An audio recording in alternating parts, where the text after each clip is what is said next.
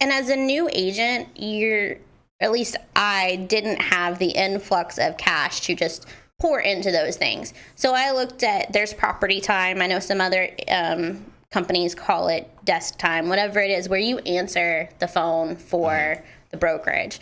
I mean, my first deal I closed was over $400,000 from property time. Yeah, well, I think we've got a pretty good, property time system. There's different things that we're doing in the background to sort of promote that. There's things your brokerage can do that are free for you. So I've used those. I've generated friends and family on Facebook groups. I've closed some deals from people that were on Facebook that, they mentioned, and I just flipped into their DMs and be like, hey, I'm in this group and I'm an agent, and I have friends that refer me through the Facebook groups. So I've closed deals through being on Facebook groups that's free.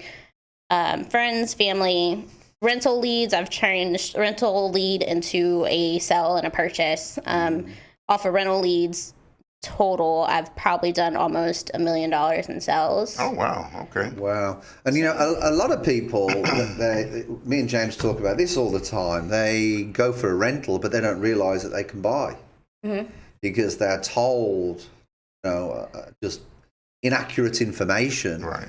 Where they get the information from at time. And I say to everybody, with social medias out there, you really got to be careful where you get your information from. And there's some agents out there that really don't give value, and that's what you offer people as well, is value, to your clients, because you're giving accurate information. I know you've got some information that you're going to bring up, later on in the podcast, but, that's why I think you've been successful, because what you're actually doing, what a good agent does, and that's what you do, is you give your client options and you give them a strategy on how you can get them from where they are now and to the next step in their life.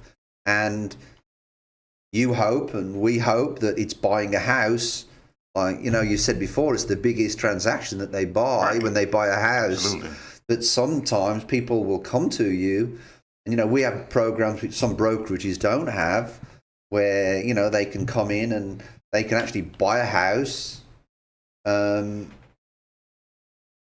for basically first month and last month. And, if they qualify for the credit score, that's not the ideal way for them to buy a house. It really isn't, because there's a lot of pitfalls with that. The best way for them to buy a house is to contact James and, do it and buy the house through the traditional methods. Absolutely. Whether it be FHA, conventional, or a VA or such like. But me and James spoke about, a deal yesterday when you was explaining something to me about, there's a buyer that a loan officer from another organization, basically, 3 days before the transaction, it's so convoluted. Right. And it's not, like you said, it's sort of 6 of one, half as the other, why it's not closing. And that's also how you've been very successful, Dawn, is because you have a team approach. And like you said, if you don't know the answer, you've got a team of people, you've got, a great guy in James, and you've got other people around you where you can always go get good information. You're a problem solver. You're always solving the problem, in the hope of getting somebody for a house. And if they can't buy now, then you can address the problem. And then you keep them in your pipe and you follow. How do you keep in contact with people? If somebody says, okay, I can't buy now, but I want to buy in 6 months' time, what's your philosophy on keeping in contact with them? It's random text messages. I probably should have a better system of a calendar and all that says, hey, touch this person.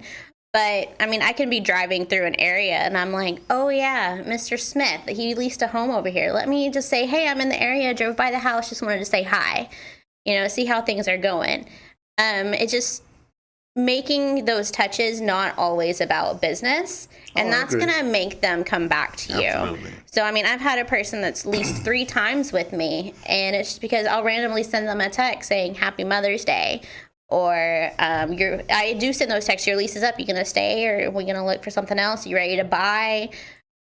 Situation happened where they weren't able to buy this last year. They wanted to, but with COVID and everything, he lost his job. So they were going to lease longer. It happens. But it's it's sort of a personal relationship. I mean, I wouldn't say that I'm friends with these people. Like, we go get drinks or stuff. I'm not friends with them, but I'm friendly where they know they can come back and call me. I have some that call me that are like, just giving you have questions, just random real estate questions because of a family member. I had one, a family member passed, and they wanted to know, how do they transfer the title or get the person's deceased name off the title? Like, how do we do that? So I told them, you have death certificate, you have a will. Right. Is this person's name already on the title that you only want them on? Yeah. Then you just send that in. Simple, easy things. But they know they can come to you. As a resource, you can be there for them. When they're going to buy again, sell again, whatever it is, I know they're going to come back to me. Yeah, dependability. Dependability goes a long way.